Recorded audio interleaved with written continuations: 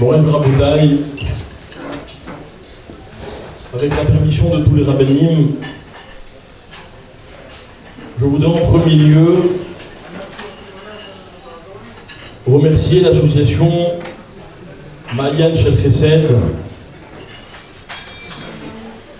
qui m'a permis d'avoir l'honneur et l'immense plaisir de passer une soirée à côté de notre maître Rabbi David Pinto, Shlitam.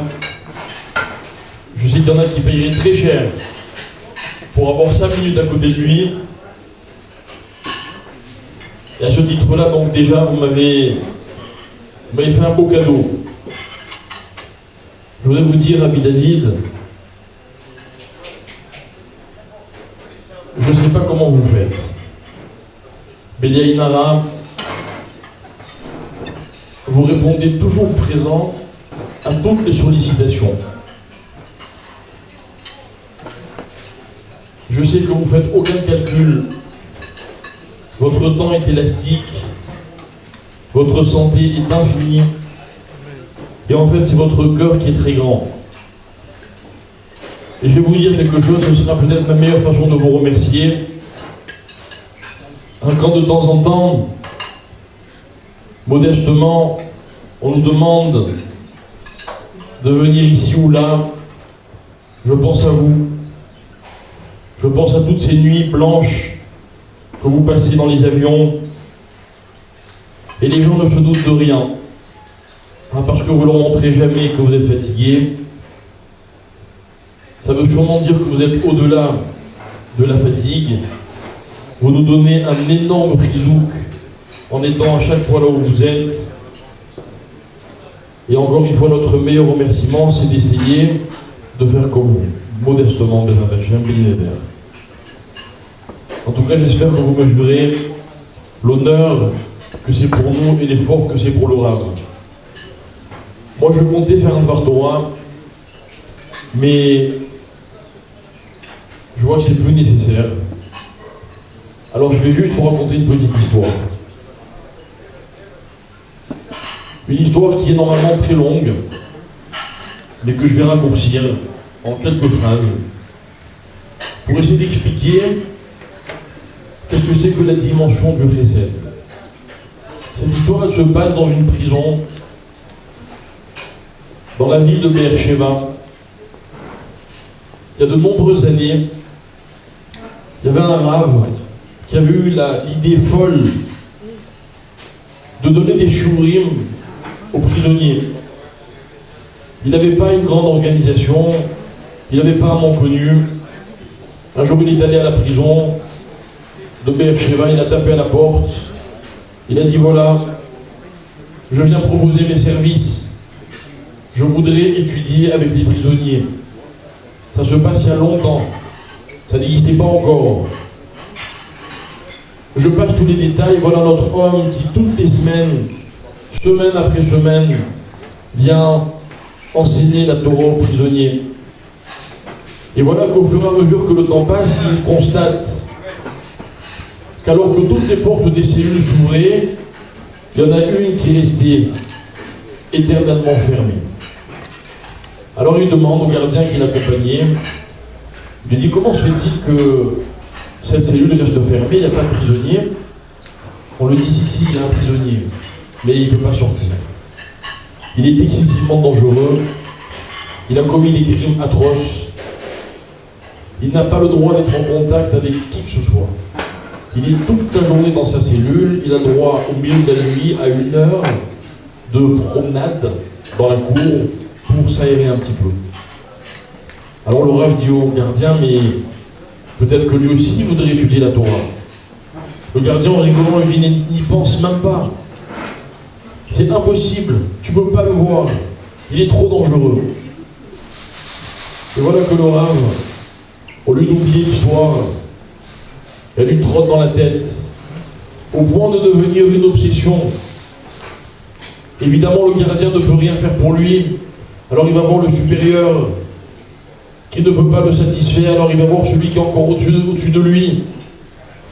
Et d'échelon en échelon, Il arrive chez le grand directeur de la prison et il lui dit, je t'en supplie, je veux au moins une fois aller enseigner la Torah à ce prisonnier. Il lui dit, mais tu ne peux pas. Ah, c'est une bête sauvage. Ta vie est en danger. Et de toute façon, il ne voudra même pas t'écouter. Et le Rav supplie. Et il supplie tellement. Et devant tout ce qu'il a rendu comme service aux prisonniers, alors on lui accorde cette faveur incroyable. Et on lui dit, ok, tu vas rentrer dans sa cellule. Mais d'abord, tu vas signer une décharge. Ensuite, tu vas être accompagné de gardes armés qui resteront dehors parce qu'ils ne veulent pas rentrer. Et si jamais tu ressens le moindre danger, tu cries, et nous on rentre et on tire sur le prisonnier. C'est un danger. Voilà notre homme, notre Rav qui rentre dans la cellule, et on ne lui a pas menti. Rien que de le voir, le prisonnier fait frissonner. Le Rav s'assoit, le prisonnier est en face de lui, il est attaché à une chaise, et il lui dit, bonjour, je suis venu te parler d'Hachem. Tu connais Hachem? Et le prisonnier lui dit, non, je ne connais pas. Mais vas-y, ça te fait plaisir. Et le Rav se met à parler. Au bout d'un moment, on arrive presque à la limite du temps qui lui a été imparti. Le Rav lui dit, est-ce que je peux te demander un service? Est-ce que tu serais d'accord de faire quelque chose juste pour faire plaisir à Hachem? Et moi aussi, ça me ferait plaisir.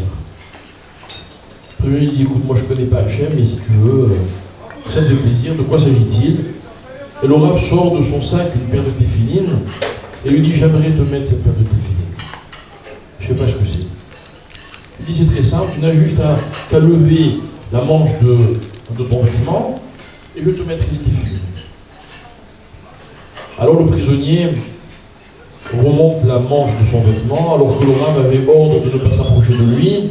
Il brave l'interdiction, il aide à remonter sa manche, et voilà que son bras est entièrement recouvert de tatouages. Et au moment où le prisonnier découvre le haut de son bras, il aperçoit, juste à l'endroit où il fallait poser les téphilines, un tatouage particulièrement obscène. Alors le Rav a un mouvement de recul, et le prisonnier lui dit, qu'est-ce qui t'arrive? Mais à ce moment-là, le Rav se ressaisit. Il lui dit, c'est peut-être sa seule chance dans la vie de mettre des téphilines. Il dit, non, rien, on va mettre les téphilines. Et il lui met les téphilines sur le tatouage qui était obscène. Très bien. Il lui fait faire le schéma, il reprend les téphilines et il s'en va. 2 semaines après, lorsqu'il arrive à la prison, on lui dit, le directeur veut te voir. Il monte chez le directeur qui lui dit, écoute-moi bien, cette fois-ci, c'est nous qui te le demandons. On voudrait que tu retournes voir le fameux prisonnier. Il dit, pourquoi? Il dit, parce que lui, il a demandé à te voir. Et comme on n'arrive rien à obtenir de ce prisonnier, on s'est servi de toi pour faire une monnaie d'échange. Donc rends-nous service, fais-lui plaisir, va le voir. Évidemment, le Rav est fou de joie. Il retourne dans sa cellule. Il discute avec lui, puis au bout d'un moment, le prisonnier lui dit, tu as ramené les téphilines? Il dit, bien sûr. Il lui dit, alors voilà, on va les remettre, mais je t'avertis, tu vas avoir une grande surprise. Quelle surprise? Dans cette cellule fermée hermétiquement, qu'est-ce qu'il veut bien lui avoir préparé?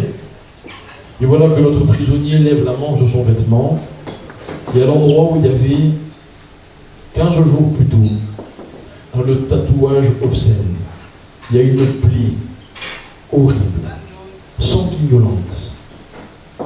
Et le prisonnier guette le regard du Rav. Il lui dit, alors, tu es content? Alors le Rav lui dit, je suis content, mais qu'est-ce que tu t'es fait? Il lui dit, je vais t'expliquer. Je vais t'expliquer. J'ai demandé, depuis que tu es parti, une faveur. J'ai demandé que l'on m'amène du gros sel. On m'a amené un paquet de gros sel, et tous les jours, avec ce sel, je gratte ma peau pour faire disparaître ce tatouage, pour que tu puisses le remettre des téphilines. J'ai compris ton mouvement de recul la dernière fois quand j'ai levé ma manche. On arrive, mes chers amis, au point culminant de notre histoire. Le Rav lui dit, mais pourquoi? Pourquoi tu as fait une chose pareille? Il lui dit, je vais t'expliquer. je voulais te remercier. Je voulais te remercier parce que tu m'as fait prendre conscience d'une chose que j'ignorais complètement. Tu m'as demandé si j'étais d'accord de faire plaisir à Hachem. Et moi, je croyais que moi, après tout ce que j'avais fait dans ma vie, je ne pourrais plus jamais faire plaisir à qui que ce soit. Et tu m'as montré que c'était encore possible. Alors pour te remercier, j'ai fait cette chose-là. J'ai fait cet effort pour te montrer que je suis heureux de pouvoir faire plaisir à mon tour. Voilà, mes chers amis, une histoire d'homme désespéré, ou plutôt d'homme duquel on aurait pu désespérer. Quand on lui a montré qu'il était capable de faire plaisir, on l'a ni plus ni moins ressuscité. Mes chers amis, faire plaisir, c'est une chose qui est tellement plus simple pour chacun d'entre nous. On n'est juste pas conscient de ce que ça représente, du bonheur qui est le nôtre de pouvoir faire plaisir aux autres. Et je sais, moi, je suis sûr de ne pas me tromper, que si une personne comme Rabbi David Pinto Shlita a la force de venir répondre à chaque sollicitation, c'est parce que le fait de faire plaisir aux autres, c'est pour lui un carburant, qui lui donne cette énergie. Mes chers amis, Ma'ayan Shel Chesed est une association comme beaucoup qui fait du Chesed. Mais ce qu'elle a d'unique, c'est qu'elle vous a à vous. Et qu'à vous, elle vous donne la possibilité de faire plaisir à des autres.